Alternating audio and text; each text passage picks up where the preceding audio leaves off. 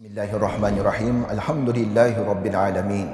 Wassalatu wassalamu ala Sayyidina Muhammad wa ala alihi wa ashabihi ajma'in. Amma ba'd. Assalamu alaikum wa rahmatullahi wa barakatuh. Qala Allah subhanahu wa ta'ala fi kitabihi karim. A'udhu billahi minash shaitanir rajim. Alladhina ataynahumul kitaba yatlunahu haqqa tilawatih. Ulaika yu'minuna bih. وَمَنْ يَكْفُرْ بِهِ فَأُولَٰئِكَ هُمُ الْخَاسِرُونَ صدق الله العظيم.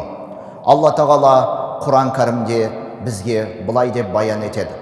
Олар сондай өздеріне кітап берілгендер, оны кітапты хақысын беріп, шынайы түрде оны оқиды. Міне солар нағыз иман келтіргендер болып саналады.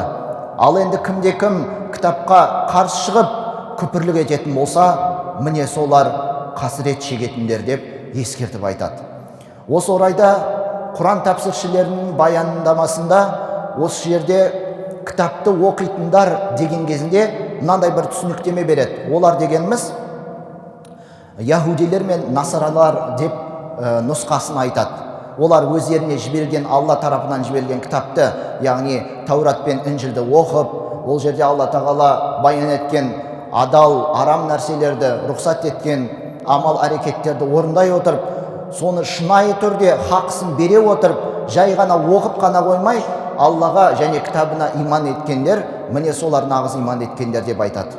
Ал келесі бір нұсқасында тәпсірде бұл жерде ардақты пайғамбарымыз, Алланың оған салауаты мен сәлемі болсын, оның сахабалары жайында және барлық мұсылман үмметі жайында келтірілген аят деп айтылады. Яғни кімде-кім Алла тарапынан жіберілген Құранға шынайы түрде иман келтірген болса, және де Құранда Алла тағала баян еткен қандай да бір рұқсат етілген, тыйым салынған амалдарды орындап, немесе тыйым салынған амалдардан барынша өзінің бойын аулақ ұстаумен әрекет ететін болса, сондай-ақ адалды біліп, арамды ажырататын болса, міне солар нағыз иман келтіріп, солар міне жетістікке жететіндер деп айтылады тәпсірде.